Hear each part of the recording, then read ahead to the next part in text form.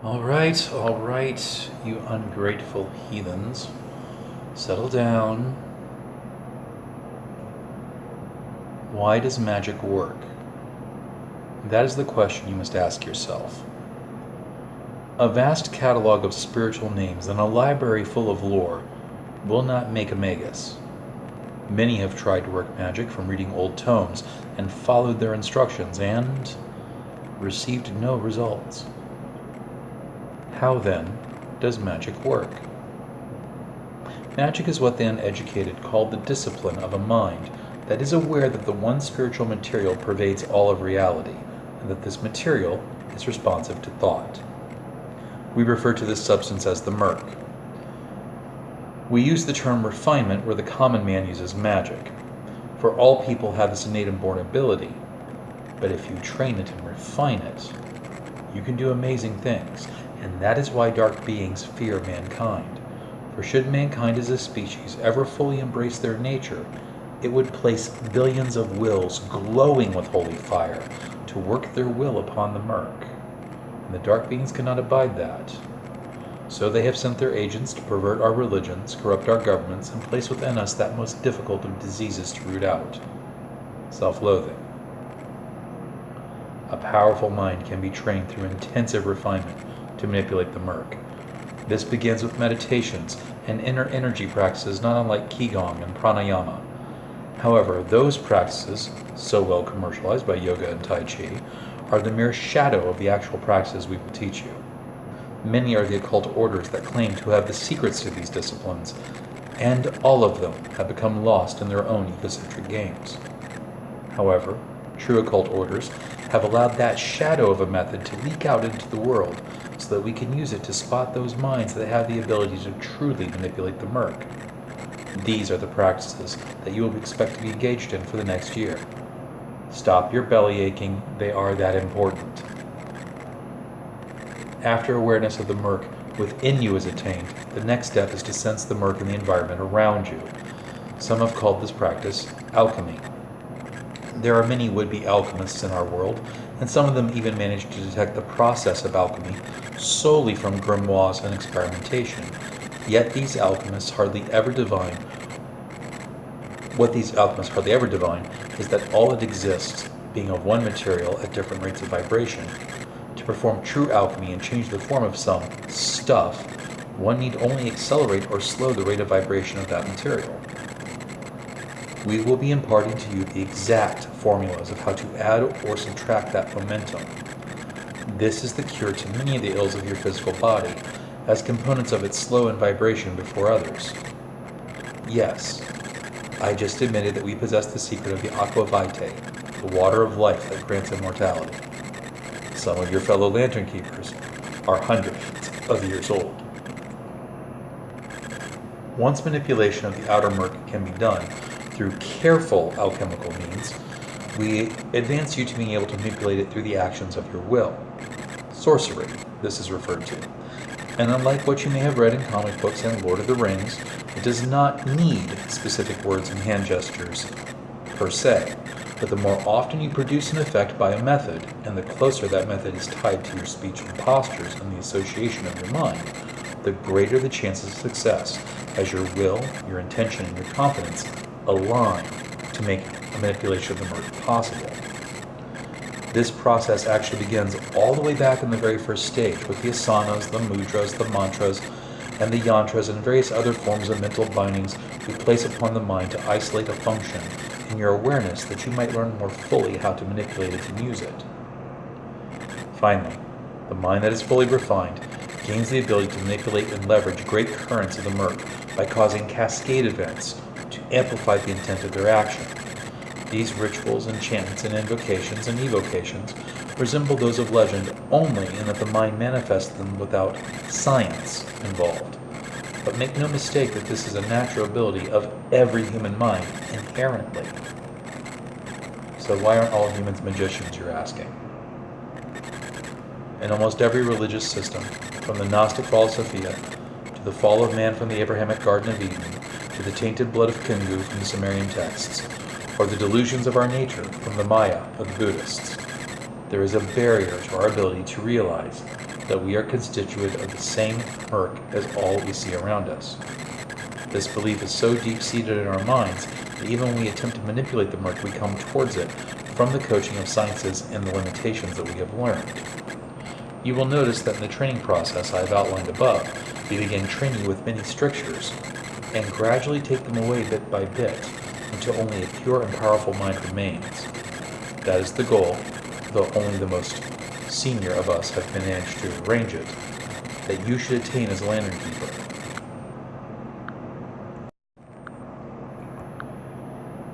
Earlier we spoke of how deviance comes into play in this process. Humans were said to have a deviance from the original murk of a state of 12. What we withheld in that lecture was a bit of knowledge that would have complicated the deviance scale, that now we can address more fully. Humans, having bodies of low vibrating murk, do indeed have a deviance of 12 steps of removal from the murk's original state. We also have within us, however, a deviance of 1/10. Now you may recall that we said that beings with a fractional deviance have within them some of the holy fire of the brilliance. This is true of all human beings, yet this fire can be extinguished if it is not cared for. Pay close attention in your refinements that you tend this holy fire within your soul.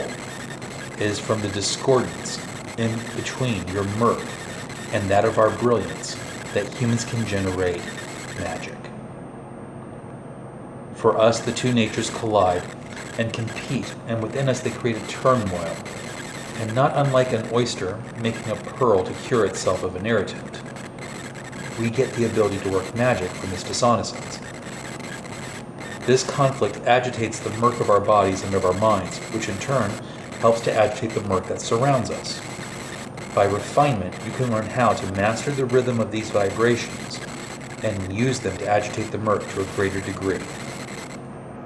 As you can imagine, it is easier to work your will upon slower vibrating murk, sometimes vulgarly called inanimate objects, than upon animals. Upon animals you must use more mana, get to mana in a second, and it is more difficult. And finally upon the human mind you will find the most difficulty, as well as those upon willful spirits at the highest level of the difficulty of this practice. This is due to their own will resisting your own. Yet, if your will prevail, you can force the murk to obey your wishes, though it is always at a cost. Just as a weightlifter can only press a finite number of sets before their muscles tire, so your mind can only force a limited amount of change before it is forced to rest. The outer occult orders and authors would call this prana, or mana, or ruach, or the force. There is a belief that this mana can be acquired and hoarded as one would any other tangible resource. This is only partly so. Through practice in increasing the tolerance of the mind, one can increase the potency of your mind and the amount of change it can create. These sorceries are easier in the outer reaches of the murk than they are in the rock, which aids us greatly and brings us to the lantern approach. Essentially, when dealing with the malefic manifestation of the murk, an example, a demon, it is best to use the lantern method. This is an axiom that states that since the rock vibrates so slowly, it is best to use the methods already existing on the rock to deal with the problem. Since the rock vibrates so slowly, there's a greater amount of mana needed to raise its vibration to the point where one can produce magic. Likewise, if you are traveling farther into the dark ocean, it is better to use magic to effect your change, as here it is more potent and your mana is easier to replenish. Truly great minds can radiate outward such a sphere of will, they can create estuaries in the dark ocean. You have read, I assume, of the ancient gods and their various realms of wonder? These are the memories of a powerful mind altering the murk and establishing an estuary of their own. The greatest of these actually form rocks of their own, and these crafted rocks, though impressive, rarely last for long periods of time. A century, two perhaps, and they are shattered into the bar that we call the broken rocks today. Yet a few have survived, and we should speak of these briefly, as these are supreme examples of refinement. Hell, Hades, Tartarus, Sheol. This estuary resides in the shoals. It is a place of great suffering and torture, as you may have read, and the demons and devils of legend do indeed reside there.